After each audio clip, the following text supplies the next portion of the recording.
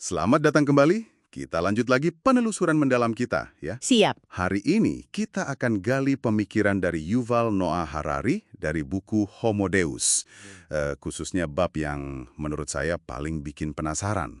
Bab 11, Agama Data. Ya, yang itu memang. Konsepnya cukup menantang ya? Betul. Sumber ini kan menyajikan gagasan yang bisa dibilang radikal lah ya, tentang apa yang mungkin menggantikan humanisme. Pandangan dunia yang selama ini kan menempatkan pengalaman manusia sebagai pusat segalanya, gitu. Nah, persis. Jadi misi kita kali ini adalah membongkar konsep yang Harari sebut dataisme atau agama data ini. Sebenarnya ini apa sih? Dan kenapa juga Harari dalam teks ini ya melihatnya sebagai calon ideologi dominan di masa depan? Gitu kan pertanyaannya? Benar. Mari kita mulai bedah. Oke, jadi konsep dataisme ini memang jadi inti argumen Harari di bab itu. Ini bukan agama kayak yang biasa kita kenal ya, dengan dewa atau ritual gitu. Bukan ya? Lebih ke? Lebih ke sebuah pandangan dunia baru. Ini lahir dari, ya jelas, ledakan teknologi, terutama biologi sama ilmu komputer. Oke. Intinya gimana? Intinya sih dataisme ini melihat seluruh alam semesta itu sebagai aliran data. Organisme, termasuk kita manusia, itu dianggap algoritma untuk memproses data. Wow. Jadi kehidupan itu sendiri intinya cuma pemrosesan data? Pada dasarnya begitu, menurut kacamata dataisme yang Harari gambarkan. Alam semesta itu aliran data, kita ini algoritma. Ini kedengarannya beda banget ya dari cara kita biasa mikir soal diri kita dan dunia. Memang, rasanya kayak kita ini cuma mesin biologis aja gitu ya. Ya, gimana Harari menjelaskan dasar pemikirannya di buku ini? Nah, jadi gini. Harari berargumen kalau kita, Homo sapiens ini pada dasarnya adalah algoritma biokimia. Kompleks banget ya, hasil evolusi jutaan tahun. Algoritma biokimia. Iya, kita kan proses data terus dari lingkungan. Apa yang kita lihat, dengar, rasakan, terus menghasilkan output. Tindakan, keputusan, bahkan emosi. Oke, masuk akal sejauh ini. Terus hubungannya sama agama? Nah, menurut pandangan dataisme yang digambarkan Harari ini, tugas kosmik manusia itu udah bukan lagi melayani dewa, atau bahkan melayani kemanusiaan itu sendiri. Tapi untuk menciptakan sistem pemrosesan data yang lebih efisien lagi. Pikirkan AI, Internet of Things, semua itu. Dan akhirnya? Akhirnya, ya kita melebur ke dalam aliran data universal itu.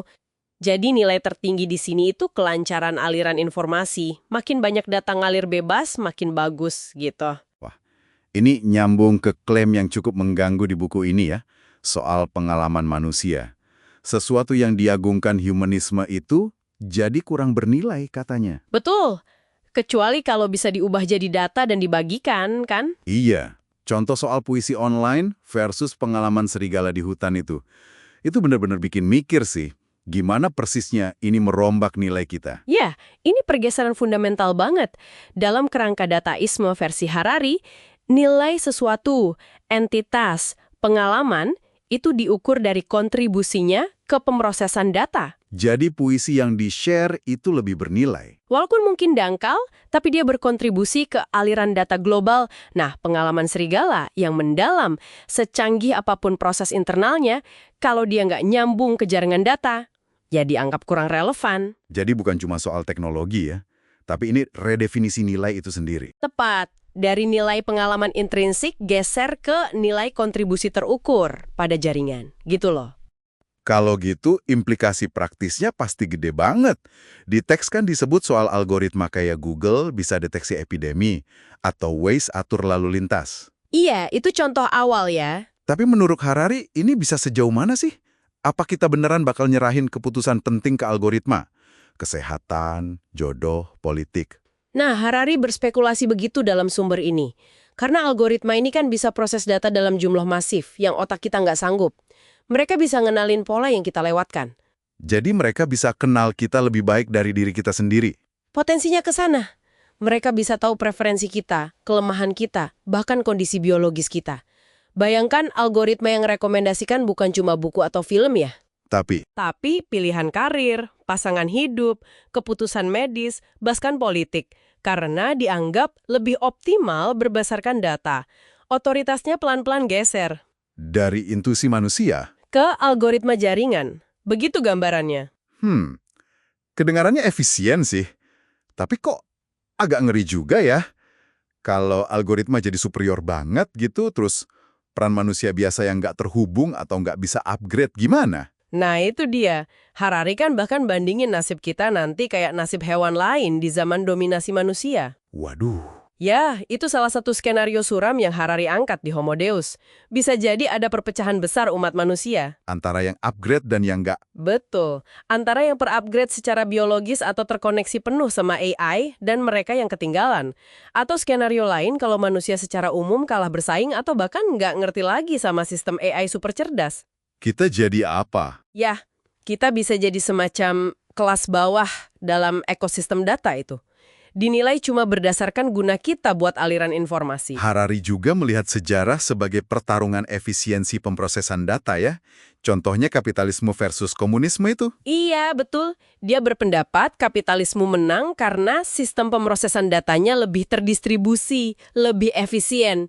Informasinya ngalir lebih bebas. Sesuai prinsip dataisme itu ya, informasi ingin bebas. Nah, itu dia. Mendorong keterbukaan data semaksimal mungkin. Oke, jadi kalau kita coba rangkum nih ya, dataisme ini kayak ideologi baru gitu, lahir dari teknologi. Yang mengutamakan aliran data di atas segalanya. Dan berpotensi menggeser peran sentral manusia, bahkan mengabaikan nilai pengalaman subjektif yang nggak bisa jadi data. Begitu kira-kira. Secara garis besar, ya. Itu gambaran dataisme yang Harari sajikan untuk kita, ya. Kita pertimbangkanlah. Tapi ada catatannya kan ya? Nah, ini penting banget dan Harari sendiri menekankan ini di akhir bab 11 itu. Kita harus menguji secara kritis dogma-dogma dataisme ini. Jangan diterima mentah-mentah gitu aja. Persis. Dia nantang kita pakai pertanyaan mendasar. Apa organisme itu benaran cuma algoritma? Apa kehidupan itu sungguh-sungguh bisa direduksi jadi pemrosesan data doang? Apa ada sesuatu yang lolos dari jaring data itu? Kayak kesadaran, subjektivitas, makna? Nah, itu pertanyaannya. Ada nggak aspek-aspek itu? Ini pertanyaan krusial sih. Kalau nanti algoritma non-sadar bisa ngerjain hampir semua tugas kognitif, lebih baik dari kita yang sadar, apa yang hilang dalam prosesnya? Ini bukan cuma debat filosofis ya jadinya, tapi menyangkut arah peradaban kita. Betul. Ini proyek politik dan ekonomi yang mendesak, katanya Harari. Tepat. Mempertanyakan asumsi dataisme ini menurut Harari jadi salah satu tantangan politik dan filosofis terpenting di abad ke-21 ini. Oke. Sebuah pemikiran penutup nih untuk Anda bawa pulang. Kalau memang benar kita ini cuma algoritma biokimia yang kompleks, apakah kesadaran yang kita rasakan ini nyata? Atau jangan-jangan cuma semacam antarmuka pengguna aja. Iya, yang diciptakan evolusi. Dan mungkin suatu saat nanti nggak lagi diperlukan oleh sistem pemrosesan data yang lebih efisien. Wah, Pertanyaan besar ya. pertanyaan besar. Terima kasih sudah menyimak penelusuran kita kali ini. Sampai jumpa di eksplorasi berikutnya.